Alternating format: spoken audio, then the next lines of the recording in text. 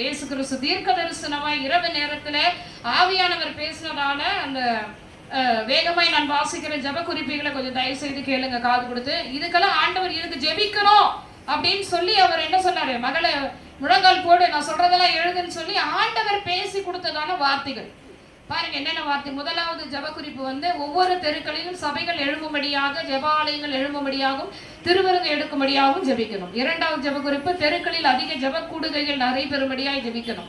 மூன்றாவது, ஊழியக்காரர்கள் உண்மையுள்ளவர்களாய் இருக்கும்படிக்கு சத்தியத்தை சத்தியமாய் சொல்லக்கூடிய ஊழியக்காரர்கள் எழும்பும்படி ஜெபிக்கணும். ஆண்டவர் எவ்வளவு பாரமா இருக்காரு பார்த்தீங்களா? சத்தியத்தை மறைக்கிறதுனால அவர் இதை வெளிப்படுத்தி இருக்காரு.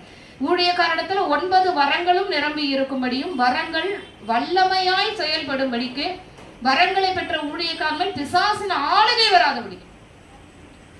ஏன்னா இன்னைக்கு என்ன ஆயிடுச்சு, அமாவாசையில 2 பேய் ஓடுதுன உடனே வீடியோ, அவங்க சுத்தி சுத்தி பாவம், அவங்க எவ்வளவு வேதனைல விழுவாங்களோ தெரியாது, அதை வீடியோ எடுத்து போட்டு எவ்வளவு ஒரு கொடுமை தெரியுங்களா? ஆண்டவர் சுகமாகிறவர்களை பார்த்து சொல்றாரு, யார்கிட்டயும் போய் சொல்லாது அப்படின்னும் போது அவர்கள் விடுதலை பெற்றவர் போய் பிரசித்தம் பண்ணினார்கள். இந்த மணவாடு திருச்சபை 12 வருஷமா இயங்குது. எங்கேயுமே நம்முடைய போஸ்டர் போட்டதே கிடையாது. கரங்களை தட்டங்க நல்லா உற்சாகமாய்.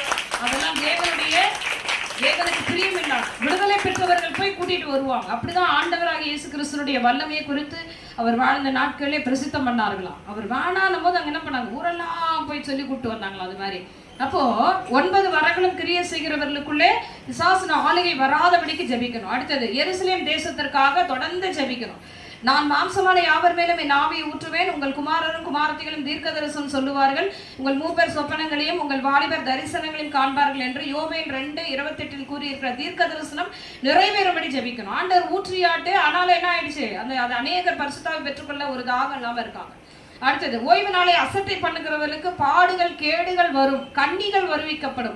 அதனால ஓய்வு நாளை அசட்டை பண்ணுவதற்காக ஜெபிங்கன்னு ஆண்டவர் பாயிண்ட் அவுட் பண்ணி சொல்லியிருக்காரு.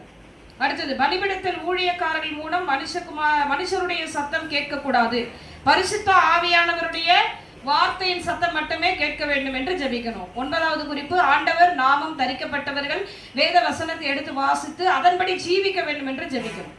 10வது குறிப்பு பரிசுத்த ஆவியின் அக்கினியும் வல்லமையும் ஊற்றப்படும்படியும், சபையின் பலிபீடங்கள் பரிசுத்தமாக்கப்படும்படியும், சபை நடத்துகிற ஊழியக்காரர் மூலமாக பலிபீடத்தில் அக்கினி பற்றி எரியும்படிக்கு ஜெபிக்க சொல்லியிருக்காரு. அடுத்தது, ஜபம் இராதவனோ பரிசுத்தம் இல்லாதவனோ பலிபீடத்துல ஏற முடியாதபடியான ஒரு அக்கினி பற்றி எரிய ஜெபிக்கணும். அதனால்தான் இன்னைக்கு நிறைய பாவங்கள் செய்து ஈஸியா மேலே ஏறிட்டு பாடுங்க ஆடுங்க வசனம் கேளுங்கன்னு சொல்லிட்டு போறாங்க. ஆண்டவர் அருவருத்து தான் இந்த வார்த்தையை சொல்லியிருக்காரு. பரிசுத்தம் இல்லாம எங்க ஏறக்கூடாது, பலிபீடத்துல ஊழியக்காரன் ஏறவே கூடாது, அப்படிப்பட்ட ஒரு அக்கினி வெளிப்படணும் அப்படின்னு சொல்லி ஆண்டவர் சொல்லியிருக்காரு. அடுத்தது, எல்லா ஜனங்களும் பரிசுத்தாவியானவர் அனுப்பும் வார்த்தைகளுக்கு கீழ்ப்படியும்படி பரிசுத்தாவியானவர் கிரியைகள் வெளிப்படும்படியாக ஜெபிக்கணும். 13வது குறிப்பு, ஆசாரியர்கள் அதிகமாய் ஜபத்தில் தரித்திருக்கும்படி, சபை விசுவாசிகளும் அக்கினியை அவித்து போடாதபடி ஜபத்தில் தரித்திருக்க அவர்களை வழி நடத்தும்படி ஜெபிக்கணும். சபையில் இருக்கிற விசுவாசிகள் ஊழியக்காரர்கள் மூப்பர்கள் மனம் திரும்பும்படி ஆண்டவர் எப்படி சொல்லியிருக்காரு? யாரு மனம் திரும்பணும்? ஊழியக்காரு, மூப்பர்கள், விசுவாசிகள் என்ன பண்ணுவான்? மனம் திரும்பணும். நீங்க நிறைய பேர் நினைச்சிட்டு இருக்காங்க விக்ரம் கும்புறாங்களா அவங்களுக்கு தான் மனம் திரும்பணும். இல்ல, நீ தான் மனம் திரும்பணும். பக்கத்துல கை போட்டு சொல்லுங்க, மனம் திரும்புங்கள், பரலோக ராஜ்யம் சமீபமா இருக்கிறது. ஆமா, நமக்கு தான் அது. மனம் திரும்புங்கள். கர்த்தருக்கு ஸ்தோத்திரம். எனக்கு ஆண்டவர் கை கொடுத்துட்டாரு, உடனே நீங்க நினைச்சுக்காதீங்க உங்களுக்கு யாரும் கை கொடுக்கலையான்னு.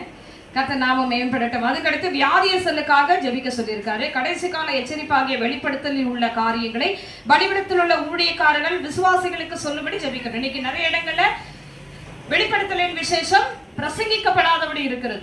அதை எல்லா ஊழியக்காரரும் பலிபீடத்துல வெளிப்படுத்தணும்னு சொல்லி ஆண்டவர் ஜெபம் சொல்லியிருக்காரு. அடுத்தது, வருகையின் முழக்கம் எல்லா இடங்களிலும் தொனிக்கும்படியும் எல்லா பலிபீடத்திலும் எச்சரிப்பின் சத்தம் தொனிக்கும்படியாகவும் ஜெபிக்கணும்.